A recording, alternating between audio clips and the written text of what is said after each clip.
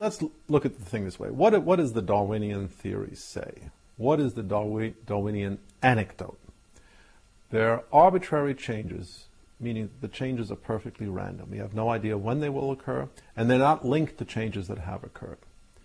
And after the changes have occurred, there's a deterministic process which culls out those changes that are valuable and saves those changes which are not, and extrudes those changes which are not.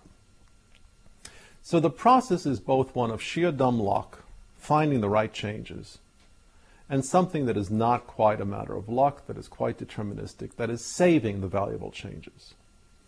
Nonetheless, Darwinian theory suggests that each such episode, luck, change, is independent. It has nothing to do with the one that went before. So that in the abstract, it could be modeled by what mathematicians call a random variable. At first cut, first approximation. When I talk about sheer dumb luck, I mean the amazing fact that these extraordinary, ineffably beautiful structures arise from what is at its heart a stochastic, that is to say, a random process. Now, no one is arguing, say, that if a tiger, a toothless tiger, develops a set of splendid dentures capable of biting its prey, it will improve its chances of survival. That seems obvious. It seems, in fact, so obvious that it's hard to imagine that a scientific theory is needed to explain it.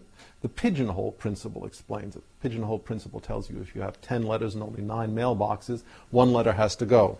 That seems to be at work in Darwinian theory as an underlying assumption as well. Hardly need 100 years of biology to tell us that.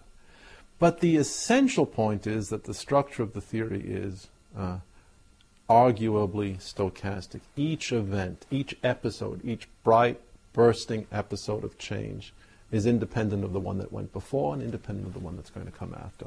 That's what I meant by sheer dumb luck. A hard time imagining that I myself am the product of sheer dumb luck. I like to think of all of evolution groaning its way toward the accomplishment of the noble and lovely thing that is me. But of course, as a critic of Darwinian theory, I don't hold with that. Of course, I find it difficult to imagine that any contemporary state of affairs is the result of essentially a random process. Not difficult for theological, not difficult for religious, not difficult for any reasons of the sacred, but difficult because we have an enormous amount of experience with the underlying kind of processes in mathematics and statistics, and we never see anything like that. I imagine that Juan Luis Borges, the famous writer, was offering an account of the origins of every contemporary novel. And as is wont, he argued that all novels are really one novel, that is Don Quixote, and that all novels were derived from the Quixote by random copying changes in an obscure group of Cistercian French monks. When I wrote that, I wanted to poke fun at Darwinian theory, but the more I thought about it, the more it seemed perfectly reasonable that that should be the account of the origins of the novel. You began with Don Quixote in the 15th century, 16th century. You had groups of monks who didn't speak any Spanish, didn't speak any French, copying it, as medieval monks copied the Bible, and they introduced copying errors. And sure enough, after a certain amount of time, Don Quixote changed to War and Peace. Different language, different notation, different elements, but essentially a process of copying and copying errors. If we find that preposterous, and I certainly do, little shiver should go up our backs when we think of the analogous claim being made in the context of biology. The idea that science is a uniquely self-critical institution is, of course, preposterous. Scientists are no more self-critical than anyone else. They hate to be criticized, and they never criticize themselves. Given the enormously long span of human history, this is a prediction that one would expect to be true, and it is true. There are local mechanisms of criticism in science. I mean, within established theories, if somebody publishes data that don't work out in the right way, or if there are mathematical flaws in a certain theory, these tend to get known. But large global criticisms of the scientific enterprise are very, very difficult to find, and certainly are not being promulgated by the scientists themselves with any great ebullience or enthusiasm. Look, these people are only human. They hate criticism. Me too. Me too. It's not a surprise.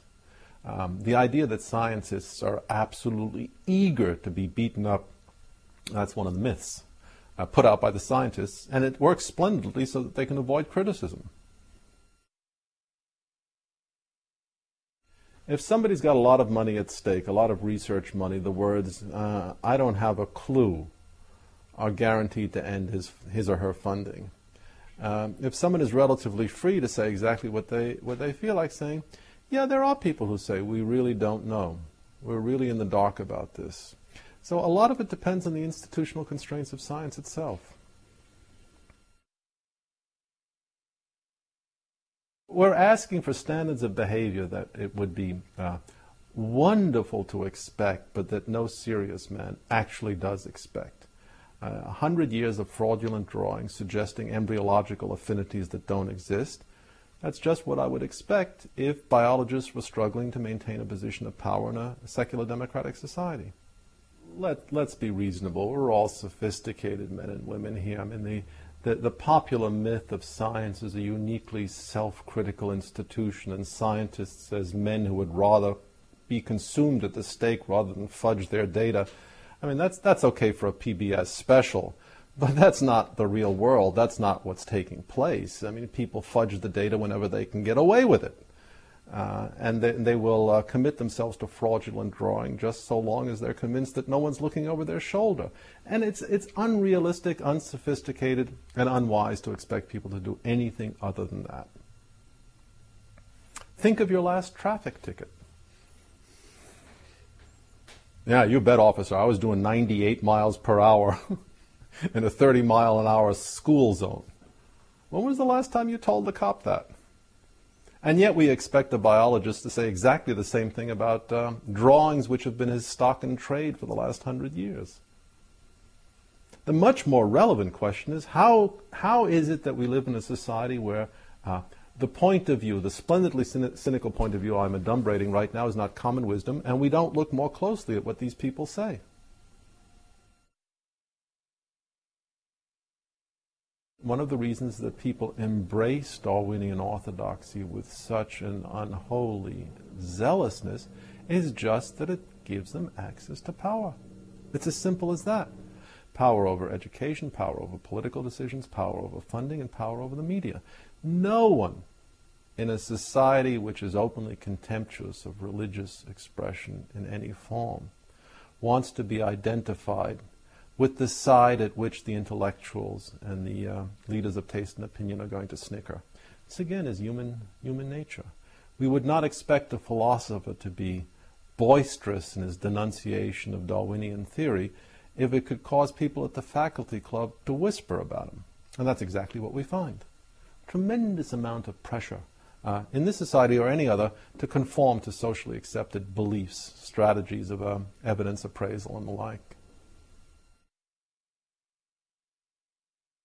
Well, the idea that the scientific enterprise is governed by a majority of opinion, it's not entirely a foolish idea. I mean, we can't get rid of it completely and say that the truth is so unassailable that it can be discovered by one individual, inevitably running against the tide of every other individual. There has to be some consensus on some points of view of science. And to suggest that the fact that so many biologists are willing publicly to endorse Darwinian theory is of no account is foolish. To a certain extent, I do agree with that. It is important to present within an educational establishment what is the standard, the mainstream, the canonical view. There's no question about that. But at the same time, for heaven's sake, let's open up the discussion a little bit and present some countervailing views, at least to the extent of appraising Darwinian theory in the context that realistically portrays it for what it is. A kind of amusing 19th century collection of anecdotes that is utterly unlike anything we see in the serious sciences. That would be my favorite position. Yeah, biologists do agree that this is the correct theory for the origin and diversification of life, but here are some points you should consider as well. 1, the theory doesn't have any substance. 2, it's preposterous. 3, it's not supported by the evidence. And 4, the fact that the biologists are uniformly in agreement about this